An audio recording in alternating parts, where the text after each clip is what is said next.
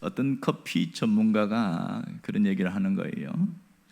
커피를 맛있게 먹는 방법이 다양히 있는데 특별히 그 중에 온도가 중요합니다. 그래요. 93도가 되면 커피가 제일 맛있다 이렇게 말합니다. 물론 커피를 온도를 물을 따를 때라든지 물론 그라인더의 영향도 있지만 그렇게 이야기해요. 자, 그러면 사람이 말이에요. 마음이 따뜻해지는 온도는 몇 도일까요? 서로가 서로를 인사를 하거나 또 악수를 할 때에 마음이 따뜻해지는 온도는 36.5도랍니다. 별로 그렇게 반갑지는 않지요. 그렇다면 우리의 영혼이 행복해지는 그런 온도는 뭘까요? 얼마나 될까요? 그러니까 영혼이 행복해지는 온도는 몇 도인가? 어느 책에 보니까 그렇게 써놨어요.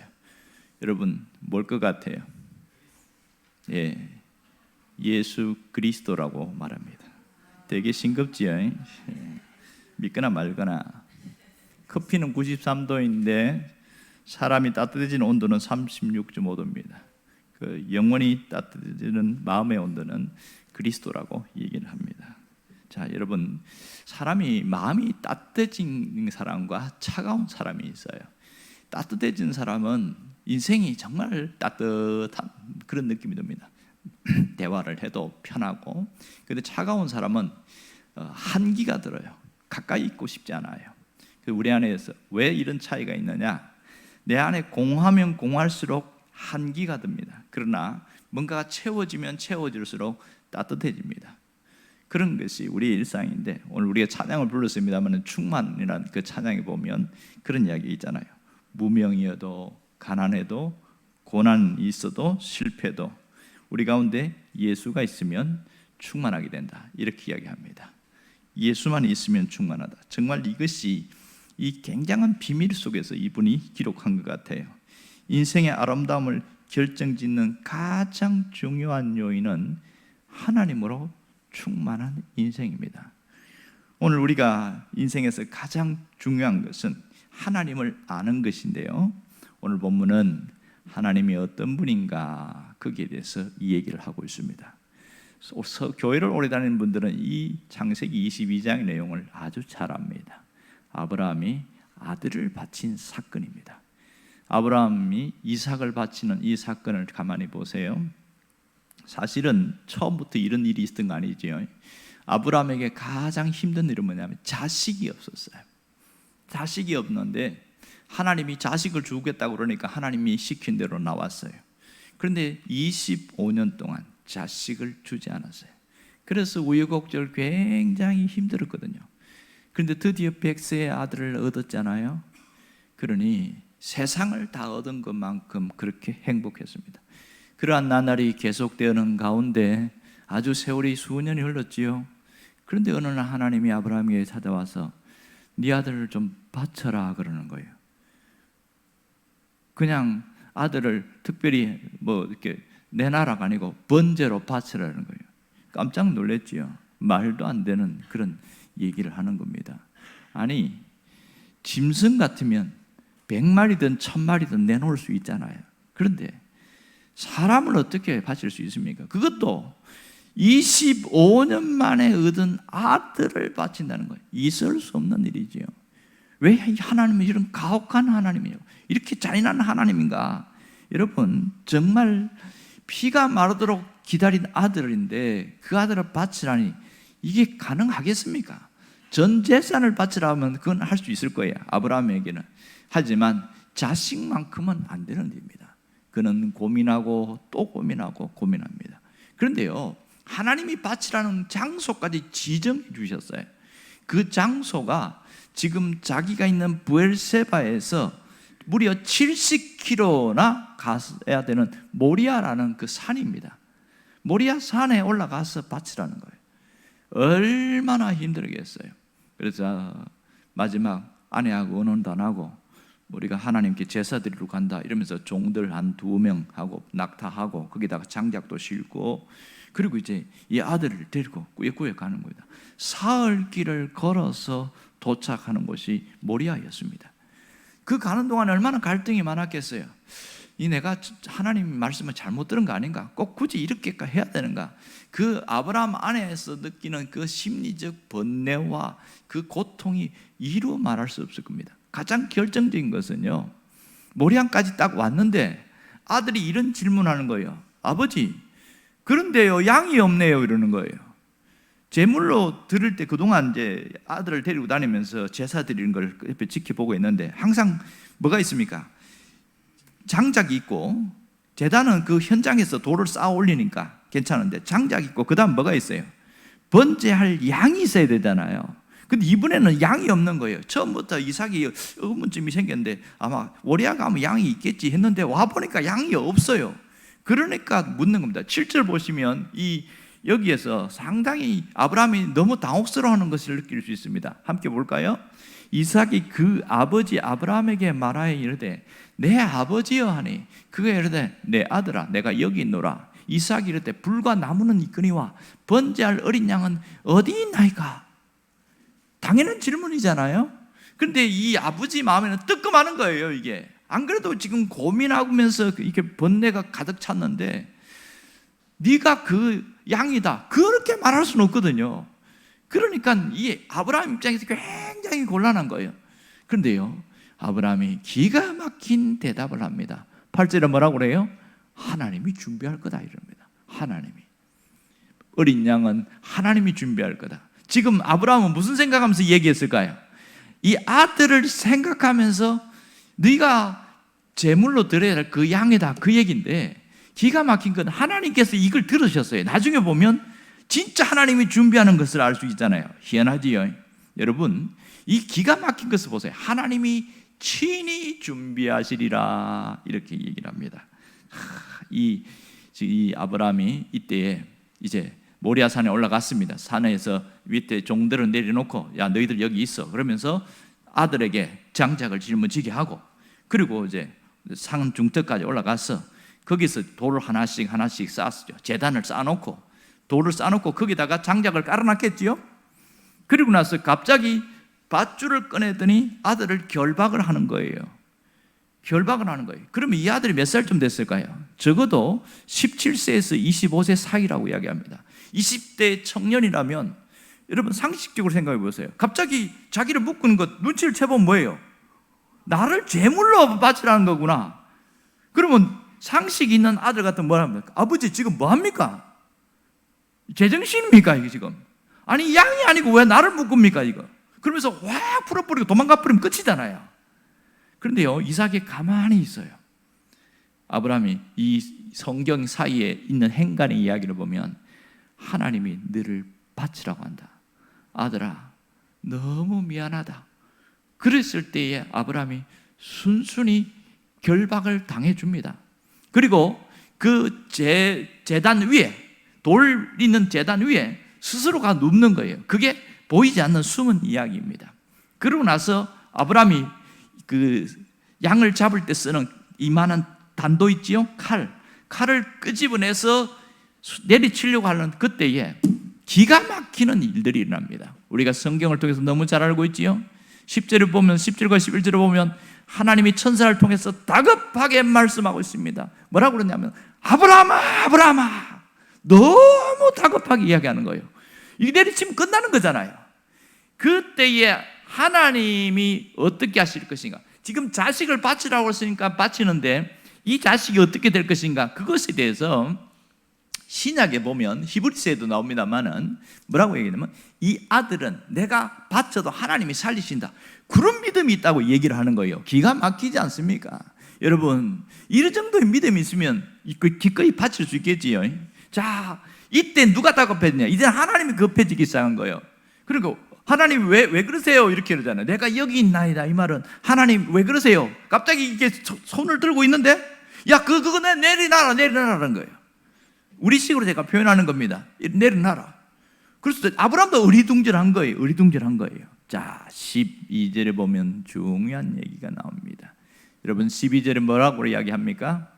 한번 봅시다. 사자가 뭐라고 그래요? 그 아이에게 내 손을 대지 말라.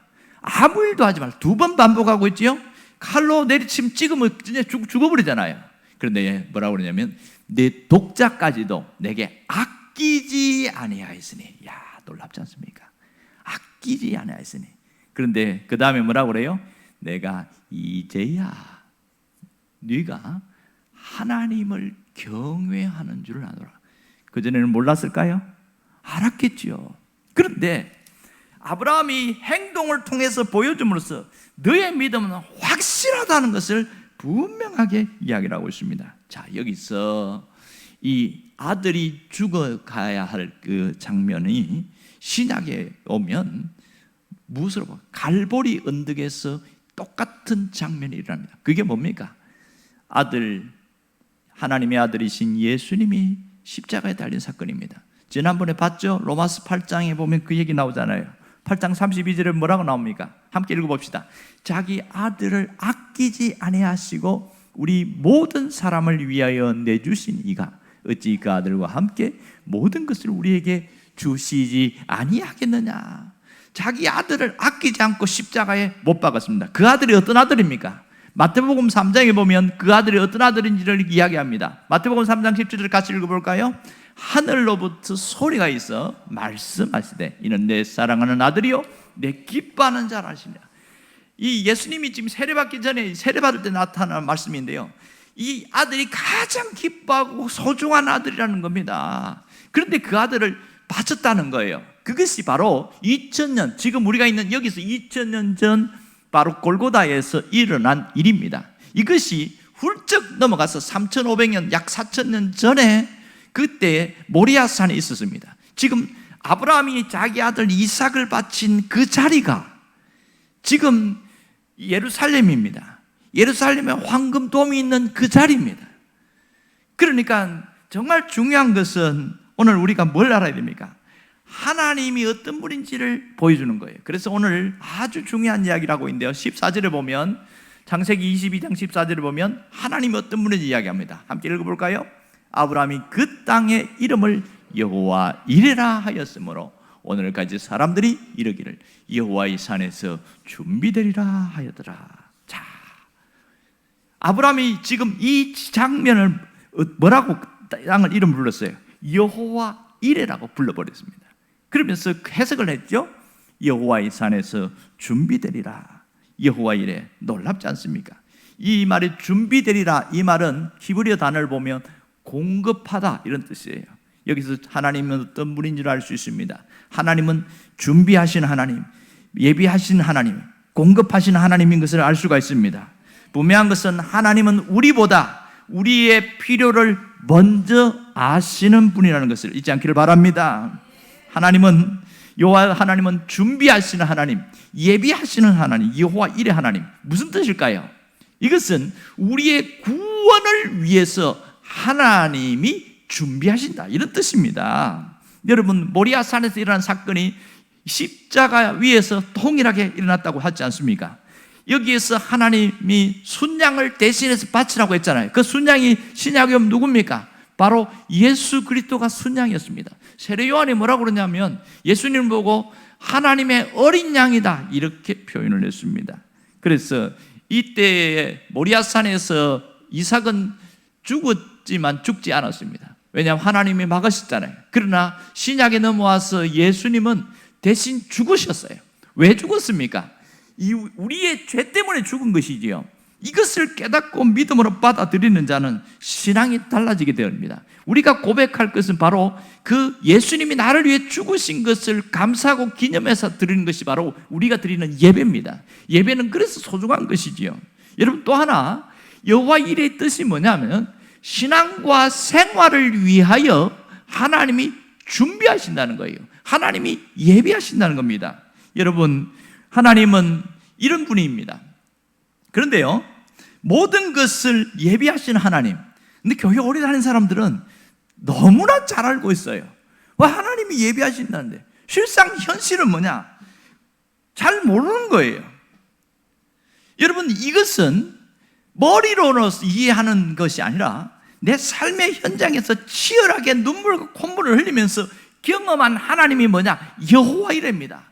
내 신앙과 생활 속에서 하나님이 정말 벼랑 끝에서 코너에 몰려있을 때에 하나님이 딱 예비한 것을 내놓을 때 여호와 이레 하나님, 이렇게 고백하는 게 여호와 이레라는 거예요. 그냥 머리로 고백하는 게 아닙니다. 그러니 이 여호와 이레의 차원이 상당히 수준이 높은 것을 알 수 있습니다.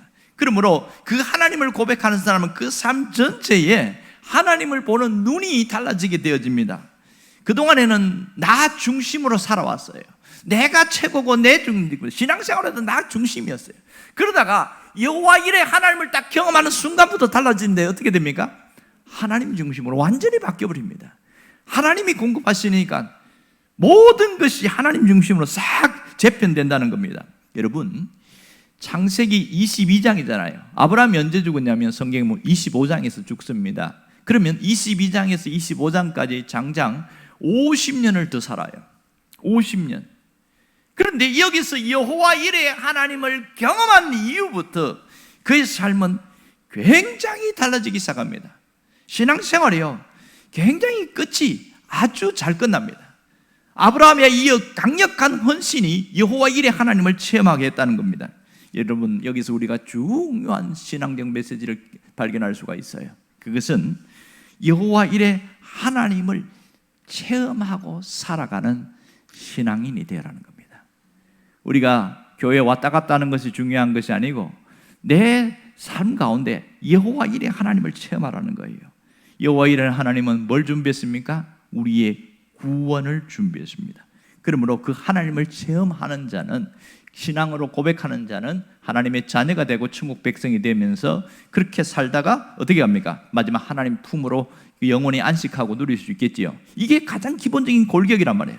그런데요, 그 다음에 여호와 이레는 우리의 삶의 모든 필요를 하나님이 준비하신다는 것을 경험할 수 있어야 됩니다.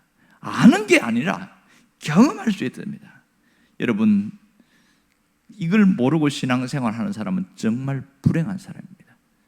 신앙생활에서 가장 힘든 게 뭐냐고 물어봤더니 하나님에 대해서 보고 싶다는 거예요. 언젠가도 제가 이야기했죠. 정말 처음 믿는 사람들은 하나님이 궁금한가 봐요. 하나님이 어떻게 생긴지 그렇게 보고 싶은가 봐요. 성경 공부할 때도 어떤 전도사님이 물어봤어요, 아이들한테. 야, 너희들은 가장 궁금한 게 뭐냐? 전도사님, 하나님 진짜 있어요? 그러더라고요. 지금 성경 공부하고 있잖아요. 하나님에 대해서 공부하고 있는데 이게 진짜 있어요 그래요. 야, 진짜 있지. 그러니까 진짜 있으면 한번 보여줘 봐요. 그때 전도사님이 당황스러운 거야. 갑자기 하나님을 보여주라니까. 이제 목사쯤 되면 이제 보여줄 수 있겠지만 이게 상당히 어려운 거예요. 그렇게 하나님에 대해서 궁금한 겁니다. 여러분, 우리가 하나님은 영으로 계셔서 눈으로 볼 수 없다는 얘기 했잖아요. 그러니까 눈으로 볼 수 없지만은 존재하는 것이 너무나 많습니다. 수도 없이 얘기했지만은 공기나 전파나 소리나 냄새나 바람이나 전기는 눈에 보이지 않습니다. 하지만 존재한다는 걸 우리는 믿어요. 경험으로 알고 지식으로 알고 다 압니다. 학습을 통해서도 압니다. 우리가 휴대폰을 가지고 늘 쓰면서 검색도 하고 동영상도 보고 또 문자도 보내고 통화도 하고 하잖아요. 이것은 전파가 있기 때문에 가능한 거죠. 인공위성을 통해서. 본 적이 있나요? 전파를 본 적이 없어요. 그럼에도 그것이 있다는 것은 누구도 부인하지 않습니다.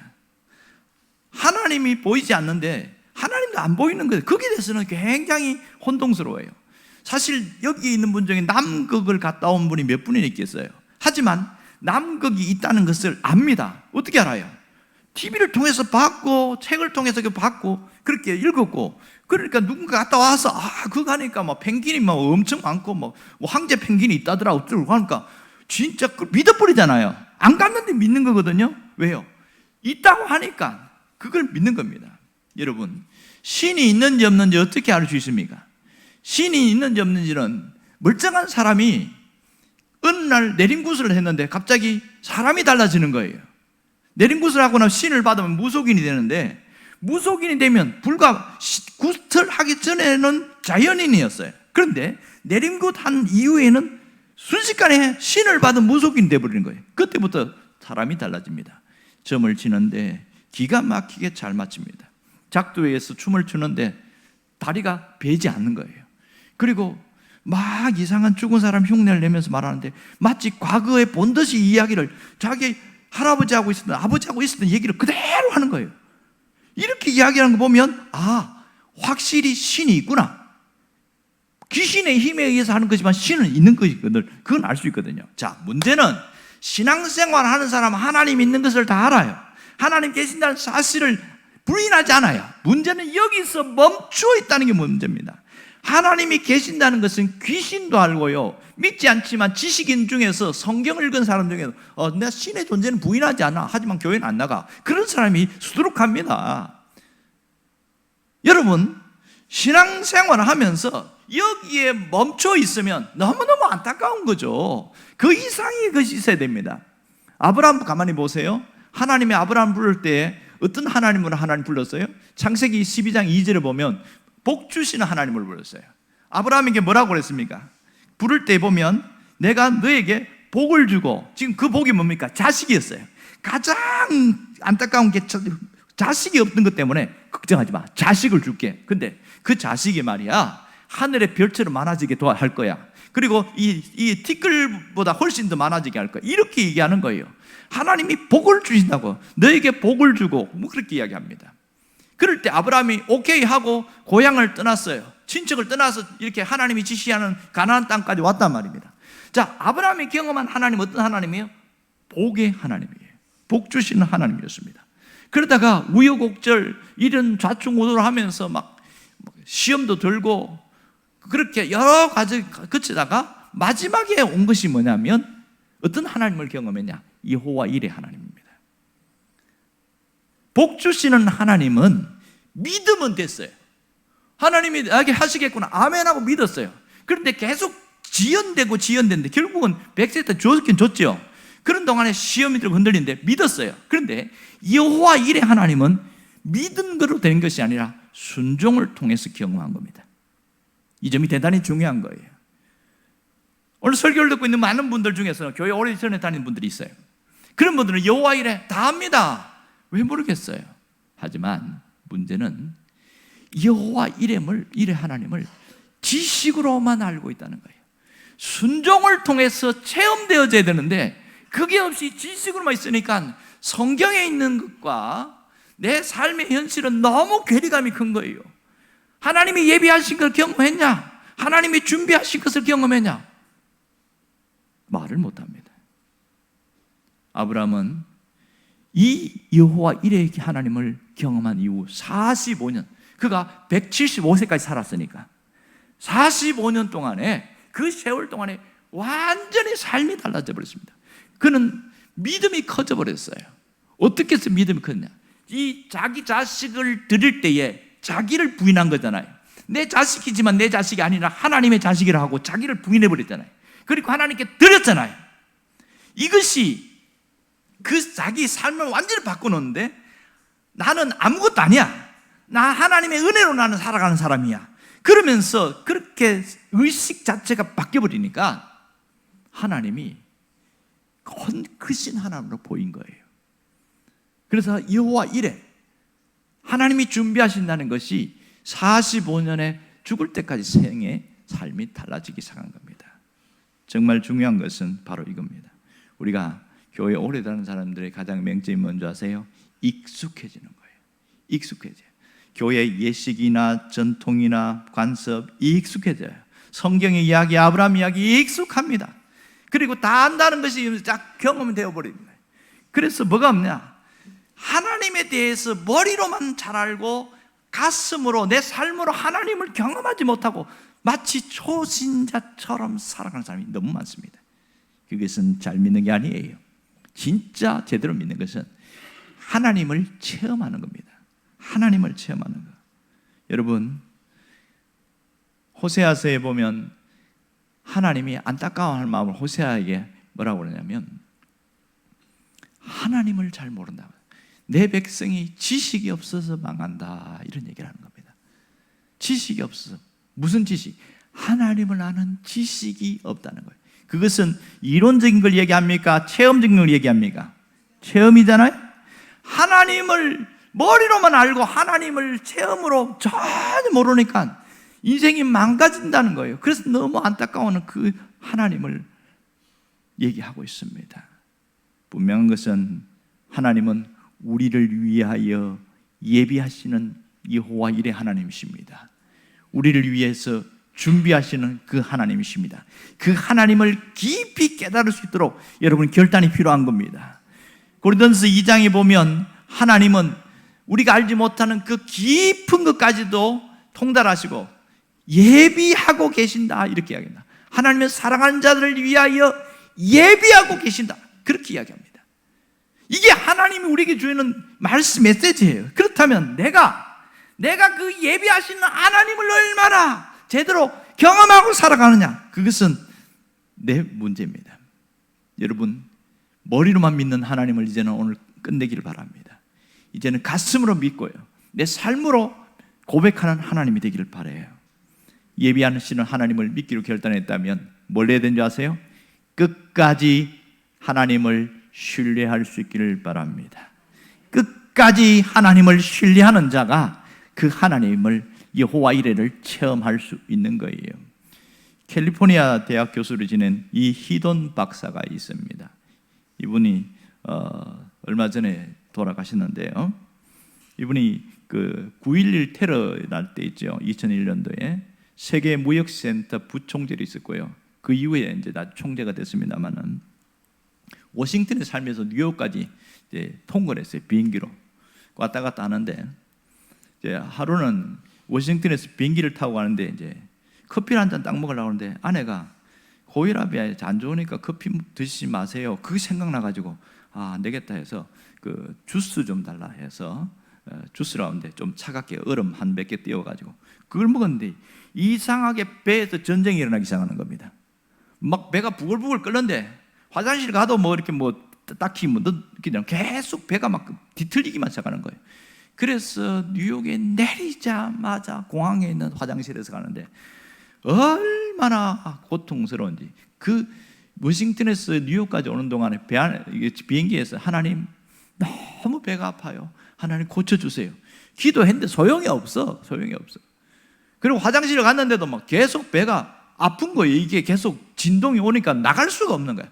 그래서 20분 동안 그 화장실에 있다가 겨우 진정하고 이제 나왔는데, 그래가지고 이제 막 급하게 출근해야 되니까 전화를 먼저 한 거예요. 전화했더니 거기서 사무실에서 한 분이 받는데 지금 불이 났습니다 그러는 거예요. 그래서 예사로 생각한 거죠. 왜냐하면 세계 무역센터 쌍둥이 빌딩 아시잖아요. 그게 워낙 시스템이 잘 돼 있어서 소방훈련도 잘하고, 그래서 이거 소방훈련 하는갑다, 늘 자주 했으니까 불이 나도 다 샤터 내려오니까 괜찮거든요. 그런갑다 하고 가는데 가다 보니까 시커먼 연기가 막 나는 거예요. 이게 무슨 일이고 그랬더니 비행기 2대가 확 받아가지고 폭삭 망해갖고 그 3층에 그 자기 있었는데 거기 직원들 나오지도 못하고 워낙 빠른 시간에 삽시간에 내려앉아 버리니까 다 죽어버린 거예요. 자기 혼자 살아남은 거야. 그때 배가 아파가지고 그렇게 기도하는데 하나님 응답도 해주지 않고 화장실에서 만일 5분만 있다가 갔으면 바로 출근했으면 죽어버렸죠. 바로 옆에니까. 그런데 거기서 20분 동안 하나님이 허락하신 고통이 있었어요. 그것은 살리기 위해서였습니다. 그때 그가 깨달았어요. 지금 눈앞에 안 좋은 일이 있지만 그것은 결국은 나를 위하여 하나님이 준비하신 거다. 여러분, 좋은 일만 하나님의 응답이라고 생각하지 마십시오. 어떤 것은 아무리 기도해도 응답이 안 될 때가 있습니다. 그것도 응답이라는 것을 믿을 수 있어야 됩니다. 그게 하나님이 역사하시는 거예요. 그러므로 지금 현재 있는 이 현실 결과를 두고 낙심하고 절망하고 좌절하고 제발 그러지 않기를 바랍니다. 이제 신앙생활 하기로 마음먹었으면 제대로 믿으려고 해야 됩니다. 아직도 보면 주님과 소통하는 분이 참 많이 있어요. 세상에 있는 주님과 굉장히 친한 분이 있어요. 이제는 끊어버리고 이제는 예배당 안에 있는 주님과 친해지기를 바랍니다. 지금 무슨 말 하는지 싱긋이 웃는 사람도 있고 모르는 사람도 있는데 세상에 주님이 얼마나 많습니까? 소주, 맥주, 양주, 전통주, 인삼주, 고랑주, 산삼주, 그 주님은 얼마나 달콤한지 몰라요. 하지만 그 주님 우리를 지켜주지 못합니다. 그러나 교회 안에 있는 주님 예수님은 우리를 이끌어 주십니다. 여러분, 주님을 바꿀 수 있기를 바랍니다. 그래야 인생이 달라집니다. 내가 하나를 바꾸면 하나님은 10개를 바꿔놓습니다. 내 삶 자체가 완전히 달라지는 거예요. 여러분, 정말 중요한 것은 나를 위하여 예비하시는 하나님을 경험할 수 있어야 됩니다. 그것은요, 순종의 결단이 있어야 경험할 수 있습니다. 복 주시는 하나님은 믿기만 하면 됐어요. 하지만 여호와 이레 예비하시는 하나님을 경험하는 것은 순종할 때 나타나는 역사였습니다. 여러분, 이 놀라운 일들을 경험할 수 있기를 바랍니다. 하나님은 좋으신 하나님이십니다. 하나님은 결단과 안 좋은 걸 우리에게 주시지 않습니다. 그러면 항상 예비하시는 그 하나님을 경험하려고 하면 어떻게 하면 됩니까? 그 길을 가게 해달라고 기도하는 거죠. 내가 하나님을 신뢰했어요. 이제 내가 하나님 신뢰하고 가겠어요. 그럼 지금 당장 눈앞에서 어떻게 됩니까? 그 하나님을, 내가 예비한 하나님을 경험하게 해달라고 도와달라고 하면 되는 거잖아요. 간단하잖아요. 마태복음 7장 7절에 뭐라고 이야기합니까? 구하라 그리하면 너희에게 주실 것이요, 찾으라 그리하면 찾아 나릴 것이요, 문을 두드리라 그리하면 너희에게 열 것이니. 여러분, 하나님이 구하는 자에게 금방 응답하지 않지만 반드시 응답한다는 걸 믿을 수 있기를 바랍니다. 내가 찾아내려고 애를 쓸 때 찾게 된다는 겁니다. 문을 두드리게 되면 반드시 열린다는 거예요. 이게 하나님의 역사입니다. 하나님은 지금도 이렇게 하세요. 그래서 11절에 보면 뭐라고 이야기하냐면, 너희가 악한 자라도, 좀 나쁜 부모도 좋은 걸 자식에게 주려고 하잖아요. 그런데 하물며 선하신 하나님이, 좋으신 하나님이, 하늘에 계신 그 아버지께서 구하는 자에게 좋은 것을 선물로 주지 않겠느냐. 이 하나님을 믿을 수 있기를 바랍니다. 이 하나님을 바라보기를 원합니다. 그래서 여호와 이레 하나님이 나의 하나님이라는 고백이 나올 수 있어야 돼요. 여호와 하나님의 이레의 보고서를 써낼 수 있어야 됩니다. 매일매일 삶 속에서 내가 이렇게 시키는 대로 했더니 여호와 이레 하나님이 내 삶에 역사하시는구나. 그것이 나타나야 진짜 예수 믿는 사람이지. 그렇지 않으면 다람쥐 쳇바퀴 돌듯이 맨날 교회 예배당에만 왔다 갔다 하고 아무것도 바뀌는 게 없습니다. 여러분, 껍데기 신앙 이제 버리시길 바랍니다. 속으로 깊이 들어가야 진짜입니다. 그게 뭡니까? 체험이에요. 체험은 어디서 시작됩니까? 내가 말씀을 듣고 아멘하고 받아들이는 데부터 체험이 시작됩니다. 그리고 그렇게 살기를 원한다고 고백하는 순간부터 체험이 시작되어집니다. 그리고 그걸 간직하면서 내 삶에 이어지게 해주세요. 그게 시작이에요. 오늘 뭐라고 얘기합니까? 구하라, 찾으라, 두드리라, 반드시 열릴 것이다. 하나님이 역사하셨거든요. 그래서 그 예비하신 하나님을 내가 경험하기 위해서는 순종할 때에 그 역사가 일어납니다. 여러분이 모두 예비하신 하나님을 체험하는 놀라운 역사가 있기를 간절히 바랍니다.